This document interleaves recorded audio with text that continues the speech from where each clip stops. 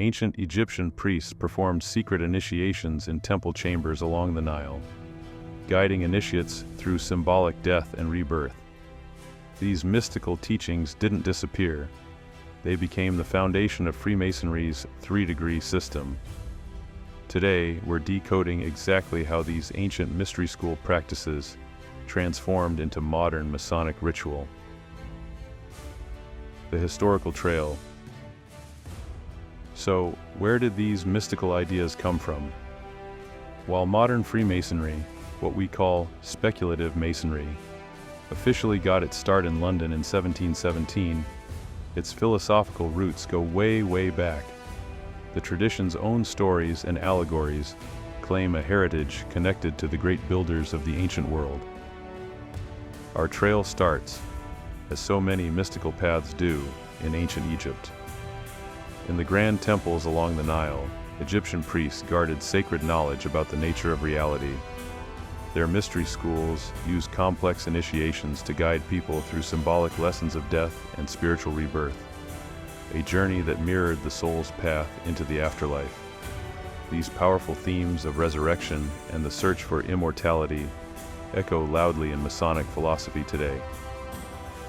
But Egyptian mysticism alone wasn't enough to create what we know as Freemasonry.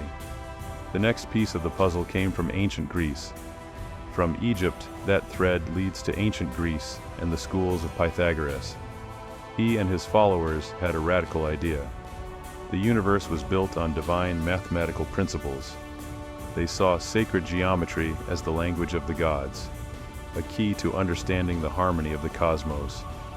This reverence for geometry is a cornerstone of Masonic symbolism.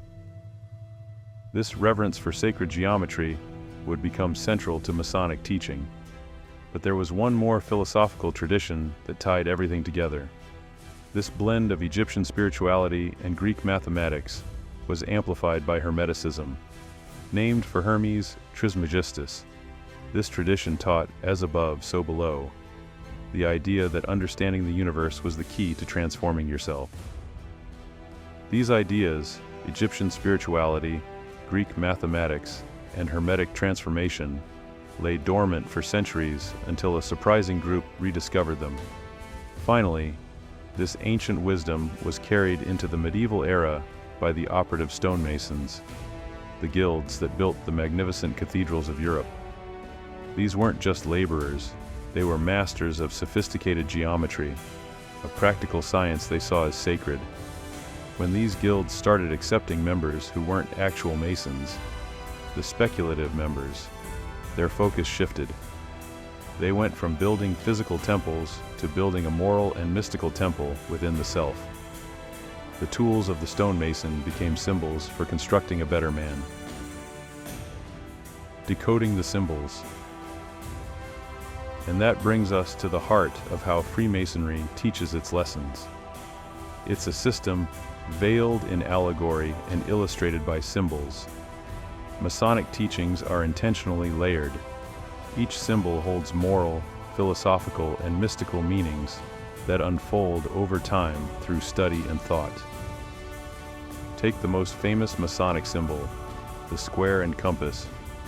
For a stonemason, these were tools for making sure his work was true. In speculative Freemasonry, the square becomes a symbol of morality, teaching a Mason to square his actions with virtue. The compass represents the need to keep one's passions in check, to keep them within proper bounds. Together, they represent the balance between our duties to others and our duties to ourselves, a blueprint for spiritual growth. Right in the center, you'll often find the letter G. This single letter has a powerful dual meaning. On one hand, it stands for geometry, the divine science that reveals the universe's harmony. It also represents the grand architect of the universe, the non-denominational Masonic concept of a supreme being that allows men from different faiths to come together as brothers. The G is a reminder that a Mason's work is always done in the presence of this divine awareness. Then there's the all-seeing eye. You've probably seen this one in countless conspiracy theories, but its real meaning is far from sinister. its roots trace back to the Egyptian Eye of Horus, a symbol of protection and healing. It was later adopted in a triangle to represent the omniscience of God. For a Mason, it's a symbol of divine watchfulness, a reminder that his thoughts and actions are seen by the Grand Architect, and a prompt to always seek truth. These symbols exist within the lodge itself, which is a giant symbol of the universe. The checkered floor of black and white tiles represents the dualities of life, light and dark, joy and sorrow, good and evil, and the challenge of walking a balanced path. The two pillars at the lodge's entrance are modeled after those at King Solomon's temple, and are said to represent strength and establishment. All of this is part of the great work, refining the soul. The transformative path. These symbols aren't just static images, they're woven into a progressive journey of initiation through 3 degrees. Each degree is a step, representing a different stage of spiritual and moral growth. The journey begins with the first degree, the entered apprentice. This stage is about birth, the dawn of spiritual awareness. The candidate enters the lodge in darkness, representing ignorance, and is brought to light, which is the start of his quest for knowledge. The focus here is on purification. He's introduced to the rough ashlar, a crude, unfinished stone, which represents man in his natural, imperfect state. He's then given his first tools for self-improvement, the gavel and chisel, symbolizing the hard work it takes to chip away at his vices and refine his character. Next is the second degree, the fellow craft. This degree represents the journey of life and the active pursuit of knowledge. The focus shifts from basic morality to intellectual growth. The symbolism here encourages the study of the 7 liberal arts and sciences, a blueprint for a well-rounded mind. The central metaphor is climbing a winding staircase, which represents the challenging but rewarding path of learning. The goal is to transform the rough ashlar into a perfect ashlar, a smooth finished stone fit for the temple, symbolizing a man who has polished his character through education and effort. The journey peaks with the 3rd degree, the Master Mason. This is the sublime degree, and it confronts the candidate with the biggest mysteries of all: life, death, and spiritual rebirth. It's centered on the dramatic allegory of Hiram Abiff, the legendary Grand Master and architect of King Solomon's temple. According to the legend, 3 fellow crafts, named Jubela, Jubelo, and Jubelum, conspired to force Hiram to reveal the secrets of a master mason before they had earned them. They positioned themselves at 3 different gates of the temple: the south gate, the west gate, and the east gate. As Hiram attempted to leave the temple at noon, each ruffian in turn demanded the master's secrets. When Hiram refused each time, explaining the secrets could only be earned through time and merit, they attacked him. The conspirators buried Hiram's body and marked the grave. When King Solomon discovered his master architect was missing, he sent search parties. They found the grave, and in a powerful ceremony, Solomon himself raised Hiram from death. This isn't ancient history, it's a profound allegory. The candidate himself symbolically experiences this death and raising. Having faced his own mortality, he emerges with a new, higher understanding. He learns that the real secrets of a master mason aren't passwords, but the internal discovery of his own divine potential. This exact pattern, murder, burial, and resurrection, mirrors the ancient Egyptian myth of Osiris, who was killed, dismembered, and resurrected by Isis. Egyptian priests enacted this transformation ritual in their temple initiations 3,000 years before modern Freemasonry existed. The golden thread from Egypt to the Masonic Lodge is undeniable. The great work in modern life. So, how do these ancient symbols and allegories fit into the life of a modern Mason in 2025? The mystical teachings of Freemasonry aren't meant to stay locked in the lodge. They're a practical framework for living a more examined and meaningful life. The ultimate goal is the building of the spiritual temple within. This is the core mystical idea. You are the temple that must be built and perfected. The working tools are for this inner construction. This process is deeply personal, but it's not solitary. The Brotherhood creates a supportive community where men can work on their own growth while encouraging others. This is put into practice through the Masonic tenets of brotherly love, relief, and truth. Relief or charity isn't just about donating money. It's about acting with compassion.